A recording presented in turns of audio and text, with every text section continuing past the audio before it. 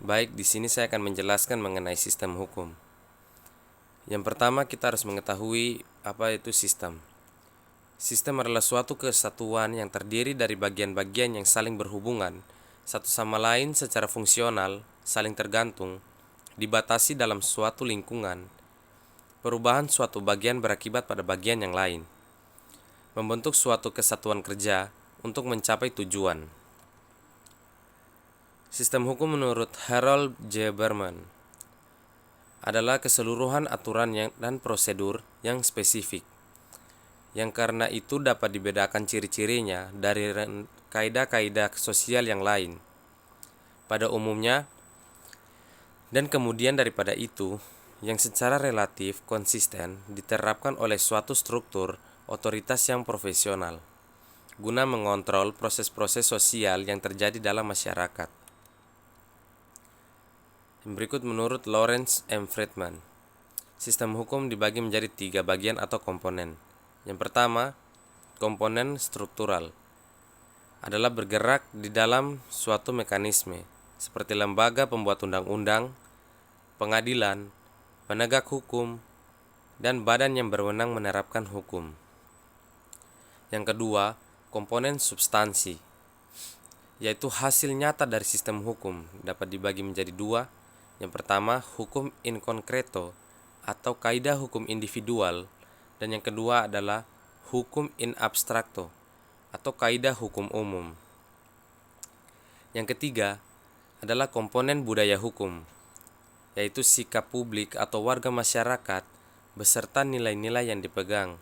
Contohnya seperti hukum keluarga dan hukum waris. Yang berikut menurut Hans Kelsen, sistem hukum merupakan sistem pertanggaan kaidah. Suatu hukum yang tingkatnya lebih rendah harus berdasar pada hukum yang lebih tinggi sifatnya, bersumber pada norma dasar yang disebut ground norm, atau dalam istilah lainnya teori Stoffenbau. Yang berikut menurut Fuller, ukuran untuk sistem hukum ada 8 asas principles of legality. Yang pertama, mengandung aturan-aturan. Yang kedua, peraturan harus diumumkan. Yang ketiga, tidak boleh ada peraturan yang berlaku surut. Yang keempat, disusun dalam rumusan yang bisa dimengerti. Yang kelima, tidak boleh mengandung peraturan yang bertentangan satu sama lain. Yang keenam, tidak boleh mengandung tuntutan yang melebihi apa yang dapat dilakukan. Yang ketujuh, tidak boleh ada kebiasaan untuk sering mengubah-ubah peraturan sehingga menyebabkan seorang kehilangan orientasi. Dan yang kedelapan, harus ada kecocokan antara peraturan yang diundangkan dengan pelaksanaannya sehari-hari.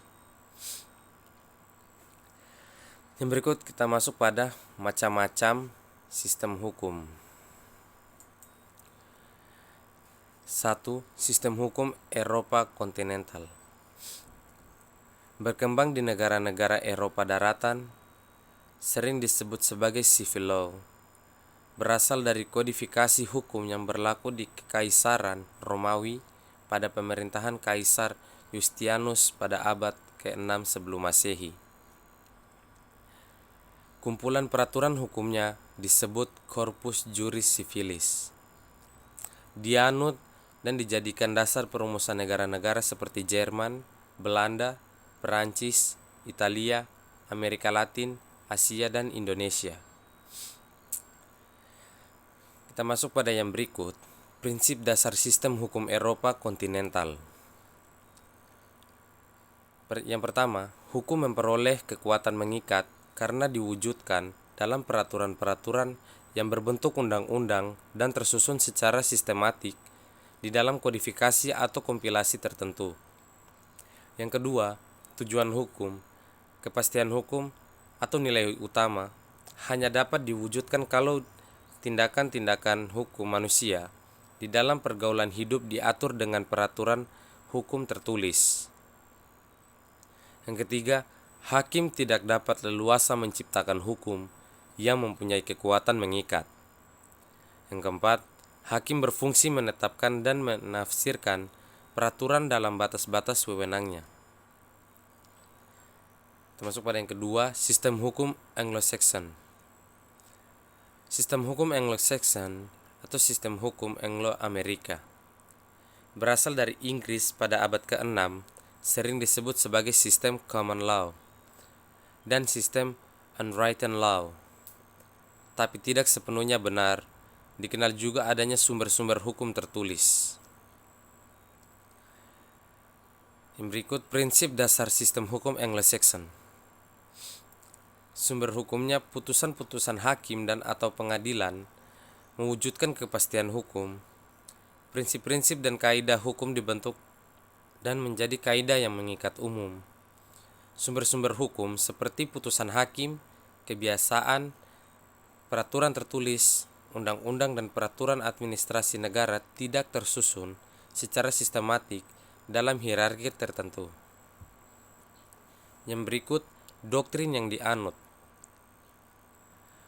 Hukum yang sudah ada di dalam putusan hakim lain dari perkara sejenis sebelumnya, hakim harus mendasarkan pada prinsip sebelumnya atau preseden. Yang ketiga, sistem hukum adat. Sistem hukum adat hanya dalam kehidupan sosial di Indonesia. Istilahnya berasal dari bahasa Belanda, adatrecht, oleh Snoek Hurgon. Pengertian hukum adat mengandung makna hukum Indonesia dan kesusilaan masyarakat merupakan hukum adat. Bersumber pada peraturan-peraturan hukum tidak tertulis yang tumbuh berkembang dan dipertahankan dengan kesadaran hukum masyarakatnya. Bersifat tradisional dengan berpangkal kepada kehendak nenek moyang. Dapat berubah tergantung dari pengaruh kejadian dan keadaan hidup yang silih berganti. Pemuka adat berperan melaksanakan sistem hukum adat. Pengaruhnya besar, pemimpin yang disegani menjaga keutuhan hidup sejahtera. Yang keempat, sistem hukum agama atau Islam. Dianut oleh masyarakat Arab, berkembang di Asia, Afrika, Eropa, dan Amerika secara individual atau kelompok. Bersumber hukum pada Al-Quran, Sunnah Nabi, Ijma, dan Qiyas. Dasar hukum mengatur segi pembangunan, politik, sosial, ekonomi, dan budaya. Sistem hukum dalam hukum Islam terdiri dari dua hukum pokok, yaitu hukum rohania disebut ibadat dan hukum duniawi. Yang kelima, sistem hukum sosialis. Sistem hukum sosialis adalah hukum dari negara-negara yang pemerintahannya secara resmi memandang negara tersebut sebagai sosialis atau bergerak dari kapitalisme menuju sosialisme. Menganggap sebuah masyarakat komunistis sebagai tujuan puncaknya. Hukum oleh pemerintahnya atau pemimpinnya digunakan sebagai sarana dalam merencanakan dan mengorganisasikan struktur ekonomi dan sosial tersebut. Sumber hukum dalam sistem hukum sosialis adalah keputusan tertinggi para penguasa berupa produk kebijaksanaan pemerintah atau negara. Intinya, tidak ada sumber hukum yang resmi. Yang jelas, hukum adalah penguasa negara. Hukum membela rakyat proletar. Itu saja yang dapat saya sampaikan. Sekian dan terima kasih.